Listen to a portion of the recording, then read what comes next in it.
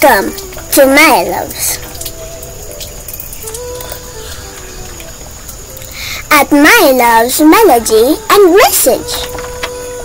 Ako po ay 7 years old. Dala ko ang kalooban ng Diyos mula sa kanyang sariling aklat.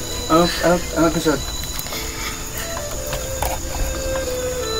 Na tinatawag ding aklat ng Diyos.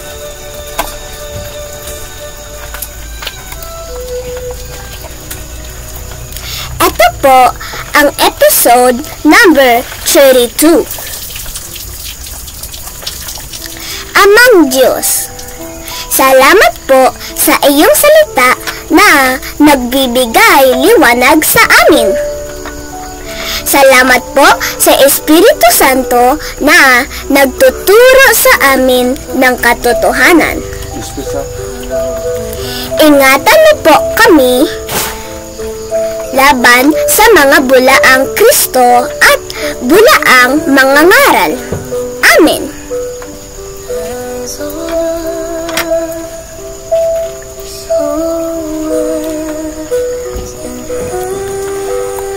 Tema: Matthew chapter 24 verse 24.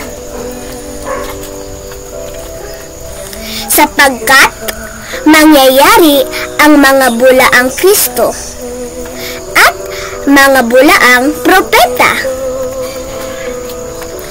at magpapakita ng mga dalikang tanda at mga kababalaghan. Ano pat ililigaw kung mangyayari, pati ang mga hirang.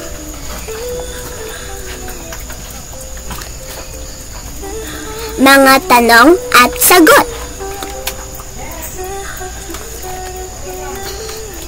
Unang tanong: sino ang mga bulaang Kristo?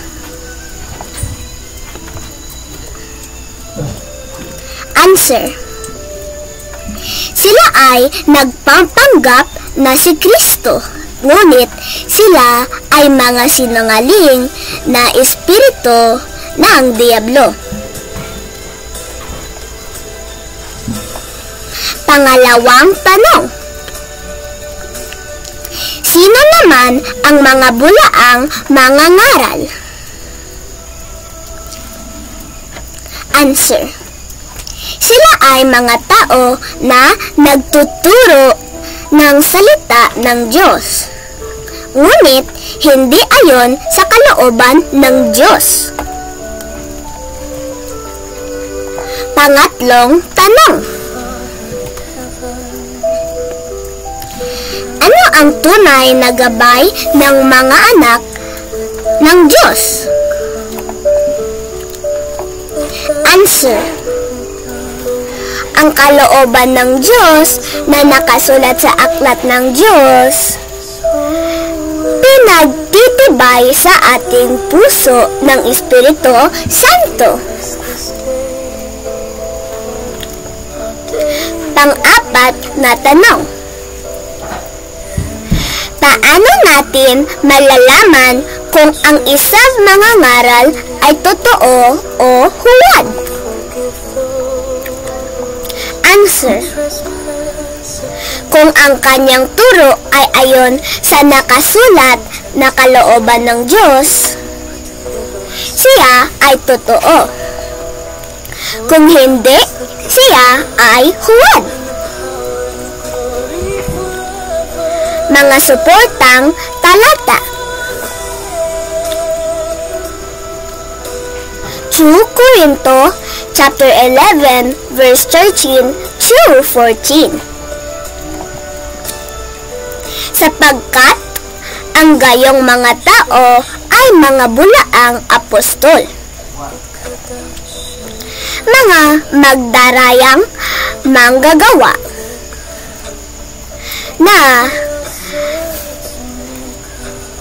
nagagpapakunwaring isang anghel ng kaliwanag.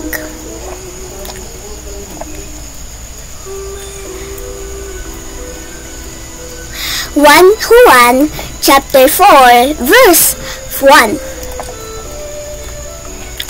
Mga minamahal, huwag ninyong paniniwalaan ang bawat espiritu, kundi subukin ninyo ang mga espiritu kung sila'y sa Diyos, sapagkat maraming bulaang propeta ang nagsilitaw sa sanglibutan.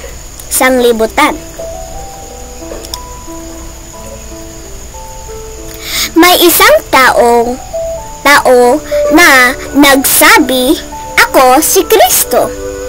Kaya tinanong siya, kung ikaw si Kristo, kaya mo bang pakainin ang 5,000? Sagot niya, "Ay, hindi po. Baka maubos ang baon kong tinapay." Kaya palahuwad siya. Panginoon, salamat po sa iyong salita na nagbubukas ng aming mga mata laban sa mga bulaang Kristo at bulaang mga ngaral. Ingatan po kami ng iyong Espiritu Santo upang manatili sa iyong kalooban. Sa pangalan ni Jesus, Amen.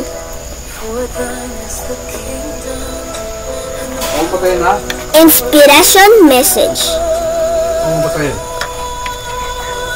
Mga bata at matanda, tandaan natin, ang tunay na gabay ay ang kalooban ng Diyos na nakasulat. Huwag tayong madaya ng mga bulaang Kristo at bulaang mga ngaral. Ang Espiritu Santo ang ating liwanag.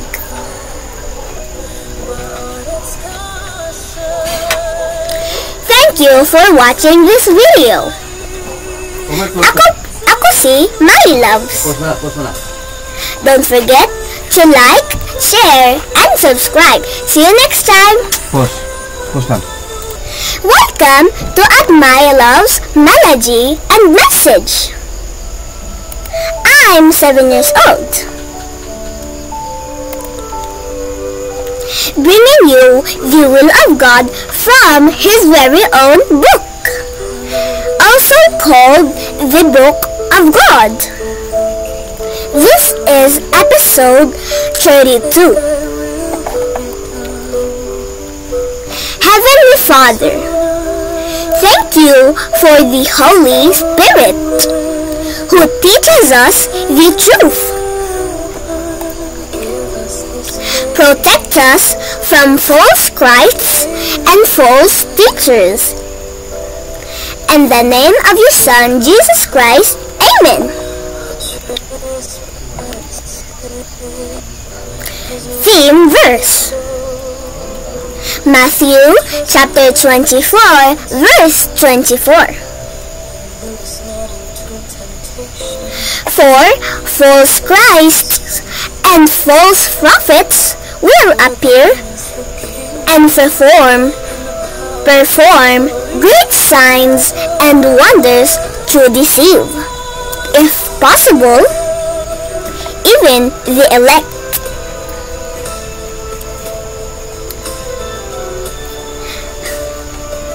Question 1. Who are the false Christs?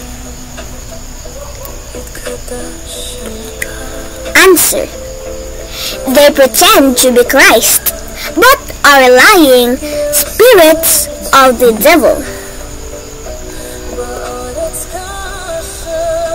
Question 2.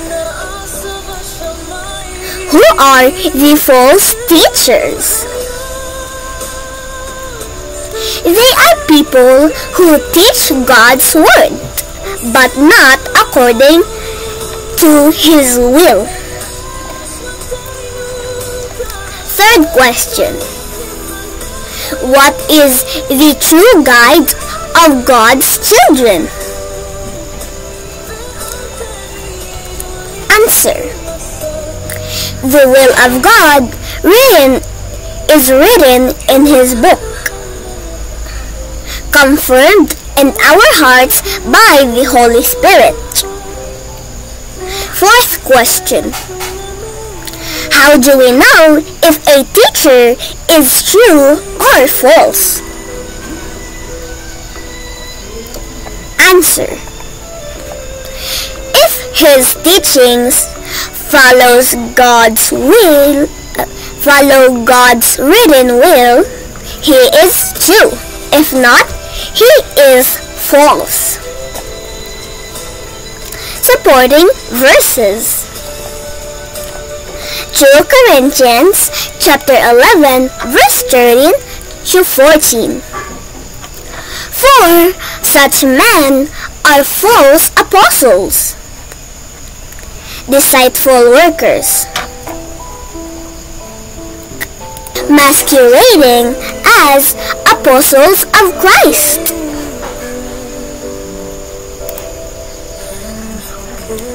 And no wonder, for Satan himself masquerades as an angel of light.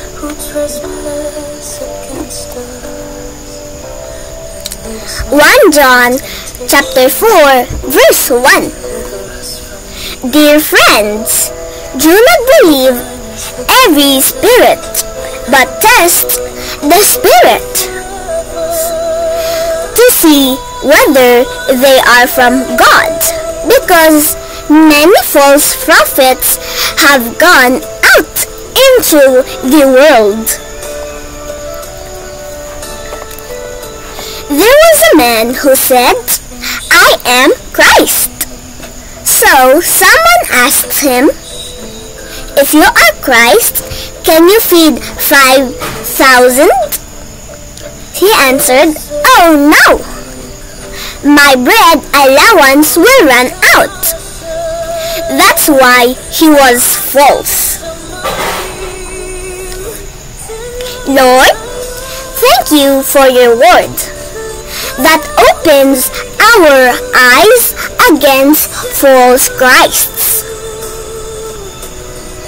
and false teachers.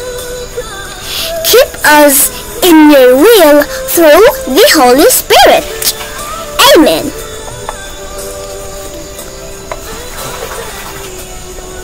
Inspiration message. Children and adults, remember, the true guide is God's written will. Do not be deceived by false Christs and false teachers. The Holy Spirit is our light.